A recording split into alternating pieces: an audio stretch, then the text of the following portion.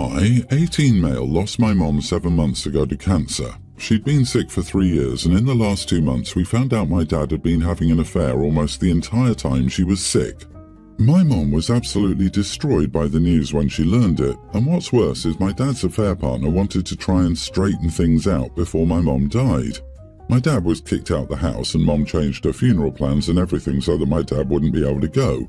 She changed her will and went out of her way to ensure I would get everything, not him. She set it up so my aunt would have temporary guardianship over it, or whatever it's called, and my dad couldn't get his hands on it that way either. She was unequivocal that she had not wanted my dad with someone else while she was alive and would not act like things were okay after either.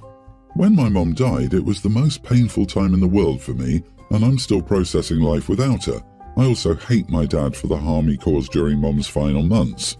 He made it all 10,000 times harder than it ever needed to be, all because he couldn't remain faithful to her in life.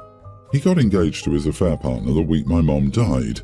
They decided to wait until mom was gone for a year to try and save some of his reputation, but I have hardly anything to do with him, and anything I do with him is because he makes the effort and reaches out. He wanted me to know he was engaged, and he wanted me to meet his other woman, and he forced those things on me. The last time they decided we needed to speak, I told them not to invite me to the wedding because I wouldn't go and respect them enough to RSVP officially. They were upset and told me to think about the future and other BS like that. I told them if they felt they were worthy of being grandparents, which they mentioned, then they needed to think again. Then they tried to guilt me with a sob story of how she was widowed for many years and her kids all turned their backs on her and took her grandkids away because they were disgusted with her for moving on. That didn't move me one little bit. But my dad's family is angry that I'm drawing such a hard line at the wedding. They already know people judge my dad and think it would look way better if I were there. My dad also thinks I'm taking his relationship with my mom out on him instead of judging based on how he was as my dad. But I stand by a dad who makes their kids' loss of their other parent harder than it needs to be is not a good dad. And he made losing mom so much harder. I've heard from so many family members that I need to go to the wedding, and I'm wrong to say no. I'm asking, am I the idiot? Not the idiot. I'm hearing from so many family members. I bet they're all his side of the family. I highly doubt it's your mom's side telling you that. They are biased and their opinion is worthless. Your father did an atrocious thing. He engaged his affair partner the week she died.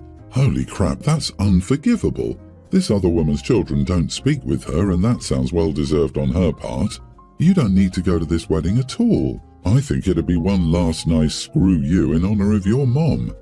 Can we add the ridiculous idea that the affair partner wanted to straighten things out with mom?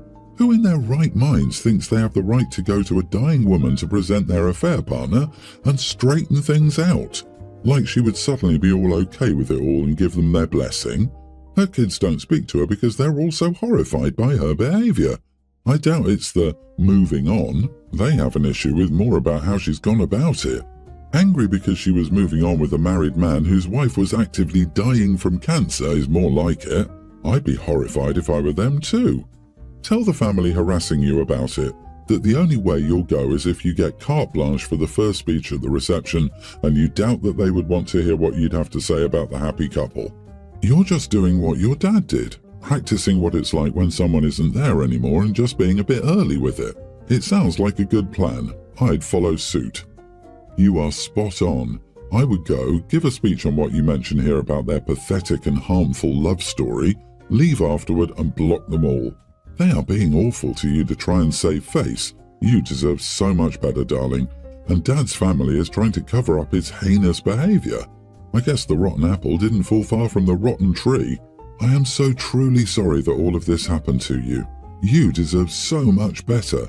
I hope you're allowed the space and respect to grieve and recover from losing both of your parents in this devastating way. My boyfriend, 26, and I, 25 female, have been together for just under 3 years now and are expecting our first child in March. We've been very open about marriage, so the engagement itself would never be a surprise, but the proposal was. He's clueless about rings and my taste in jewelry, so we decided to take a collaborative approach and design my ring together. In the process of all that, I made it very clear what kind of proposal I wanted. I told him explicitly that I wanted to get engaged surrounded by all my closest friends and family, and that having them involved in the surprise was very important to me. After the ring was ordered, I was in the dark. I had no idea when it would be ready and no idea when he would propose to me, so I just waited with excited anticipation. 2 nights ago, we took our dogs on an evening walk at the beach near our house, which we frequent regularly. We sat and admired the sunset as our dogs played in the ocean in front of us. After a little while, he started going on about how much he loved me and how grateful he was to have found me, and then he pulled out the ring box and asked me to marry him. It was completely unexpected, and I was a bit shocked. Once I realized what was going on, I kissed him and told him how much he meant to me and how much I loved and cherished him, but I couldn't say yes now because I really wanted my closest friends and family to share the moment with me.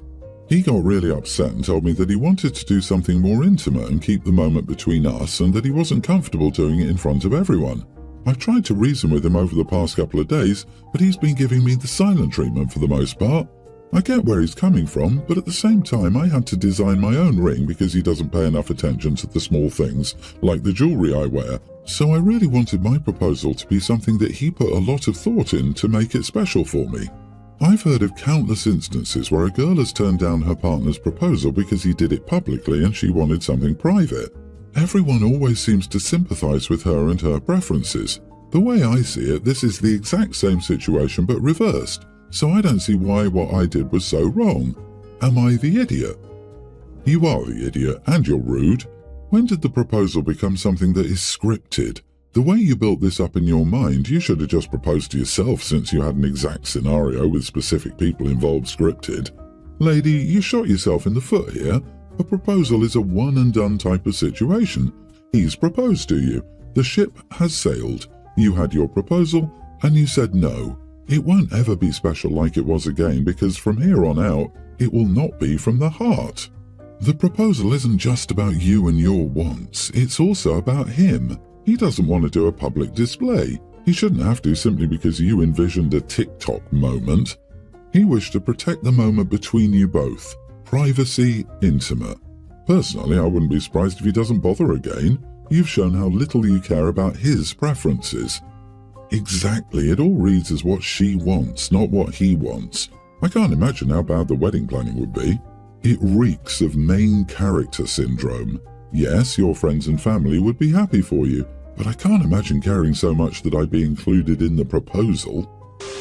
My 27 male and wife, 27, have been together for 4.5 years and married for 2.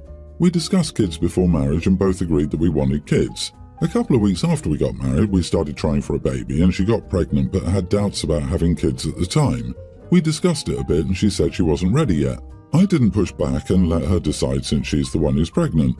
3 weeks ago she got pregnant again. I was excited but she still wasn't sure. She said she wanted to wait a little longer and I tried asking her for a timeline, but she just said when she felt ready she'd let me know. I asked her if she still wanted kids at all and she gave me a non-answer where she said she didn't know if she wanted kids anymore and wouldn't elaborate. I didn't want to pressure her to do anything, but I told her that I wanted to have kids and that I needed to rethink our relationship if this was the route she wanted to take. She got the procedure done and I started the divorce proceedings a few weeks later. Some of our mutuals are saying I was wrong to separate because of this, and she's called me a few times sobbing. I want to be with her, but having kids and starting a family is really important to me, and it feels like she's been too unsure and unclear about what she wants, and it's been stringing me along in the process. Am I the idiot for divorcing my wife? Yeah, definitely not the idiot. This relationship isn't going to work out. You both want different things. Just end it and move on. Then find someone that actually does want what you want. Her not wanting kids is okay, but what's not okay is her stringing you along with non-answers and crappy communication just to keep you with her. Are you not allowed to feel betrayed that you entered a marriage assuming you shared common goals only to find out she lied? Exactly, she got pregnant twice since you've been married but ended it both times because she didn't feel ready, even though you were actively trying both times. If you aren't on the same page when starting a family, I see no point in continuing the relationship. I question the mindset of a woman who actively tries to get pregnant and then changes her mind twice. I think it's not good to have kids with someone like that. This isn't normal behavior. Dude, you're doing the right thing. End it. Find someone who wants the same things as you. I did, and I don't regret divorcing him at all. I'm so much happier with a partner who is honest about their life plan. My husband, 30, has severe abandonment trauma caused by Mommy Dearest. She dropped him off on his dad's doorstep when he was 5. He'd only met his dad a handful of times and took off for a year. During that year, his dad dropped him off on DHHS's doorstep and he ended up in foster care. When his mom finally did fight for him back, 7 months later, she regained custody just to give guardianship to her oldest daughter, 24 at the time. She's nasty and manipulative, just like mother-in-law, and then was in and out of my husband's life until he was maybe 19, when her presence became more permanent. I met him when he was 22 and still living with his sister. I've always hated his mom for what she did to him, but it was set in stone after I lost our child. He and I had been together maybe 5 months. She came to our house unannounced to check on her son as I was bleeding out and said to him, "It's for the best, honey." She didn't say 2 words to me. She just told him it was best that our baby was gone. For the past 8 years, she's always shot him down. He wanted to move out of state and she convinced him not to. Every time he wants to take a certain career path, she convinces him not to. Instead, she tries convincing him to work with her at a rehab facility making pennies on the dollar. If he wants to sell one of his vehicles, she convinced him to just give it to her instead. And now that we have a daughter, stuff is just getting worse. For whatever reason, she decided to tell us at our baby shower that she was indifferent about me being pregnant. And then, when I was giving birth, she literally showed up and waltzed right into the labour and delivery room and clung to my husband. She told all the nurses she came to support her baby. "I just came here to hold my baby up." Not once did she ask how I was or if I needed anything. I told her to get the heck out. Surprisingly, my husband screamed at her to get out after she didn't listen to me. It's a big brownie points moment for him. I was so damn proud. But anyway, since our daughter is now a few months old, he's been talking about starting his own business. His mom showed up here yesterday and he was talking to her about it. She told him he should leave the state and start working, secure a place down there and send for us. Now keep in mind, as I said above, she literally convinced him not to leave the state years ago, so this is a messed up way for her to get him away from me and the baby. And he's truly so dense that he doesn't see it because she's never openly told anyone that she doesn't like me. She's never crap-talked me. It's always so sugar-coated that it's nearly impossible to pick up on it, unless you're looking for it. But anyway, I said, my husband is not leaving me and the baby to go secure anything out of state. She said something like, "It would be best for everyone. There's more opportunities." So I snapped and said, "Oh, so you want him to abandon us like you abandoned him? Sure, babe, go ahead and leave for a year. Maybe I'll drop the baby off on DHHS's doorstep too and make the situation more comfortable for your mom. Time to cut the damn umbilical cord and be done with this woman, or you can be done with me." My mother-in-law turned and slammed out of the house, called my husband and said, "Make a choice right now, me or her. If that toxic witch stays, you will never see me again." Now my husband won't talk to either of us because we are acting like children, but he told me that what I said was damn wrong, and apparently me just trying to make him look like an idiot for having abandonment issues. Edit, she's only held my daughter once, for maybe 3 minutes. She took her from my husband's arms, held her briefly and then stuck her in the swing saying, "If you hold her all the time then she'll get used to it and never want to be put down." I think my daughter was 4 days old. She hasn't held her since, but she's been here 8+ times, always asking my husband to go to her house and help her with something. So she's been trying to get him away from the house so he isn't spending time with us. And I'm going to be transparent here and say that I 100% meant to say what I said to her, knowing it could lead to a trauma response. Here's the thing. I've tried getting him to go to therapy. He booked an appointment, but Mommy convinced him not to go. After all, he doesn't need it, and I'm seeing a problem where there is none, and he could be doing something he enjoys instead. When my mother-in-law told him that he should skip state and leave me and the baby behind, he nodded and said, "Right," and agreed that it was a good idea. He was considering it. So I purposely pulled at those trauma strings to make him see how screwed up this was and how similar the situation was to what his mother did to him. She ditched the state, leaving her kid behind. She abandoned him. She made everyone believe that she was doing it for everyone's benefit, the same way she's trying to convince him it would benefit us. So did I do that on purpose? Yes. Was it screwed up? Also yes. But he needed to see it for what it was, and so far he hasn't. Maybe now he will. Oh dear, not the idiot. Your mother-in-law is a narcissist. She doesn't see her own son as anything but a source of supply and is scared that his starting a family with you will take him away from her. She's love-bombed and manipulated him into gifting her cars, not moving away from her, and not to mention she's been impairing him professionally by discouraging him from new career paths. This woman has been sabotaging him for 8 years, and now she wants to separate him from his new family so he doesn't see the bigger picture and what she's up to. Not to mention, she tries to cover up her abusive ways by showing up in important moments like your miscarriage, your birth, and your baby shower. Still, she can't keep up her facade and ends up telling him things like, "It's for the best that she lost the baby. Her pregnancy was of no importance to me," etc. Because I'm also assuming that she avoids talking directly to you since she's too busy buttering up her son. He's a victim of narcissistic abuse and he doesn't even realize it. But he's lucky to have your level-headed, rational self as his wife. The poor man is happy to have his mom in his life, but he doesn't realize he'd be much better off without her. I'd be willing to bet that if mother-in-law wins by breaking up OP's marriage, she'll drop her son like a hot potato.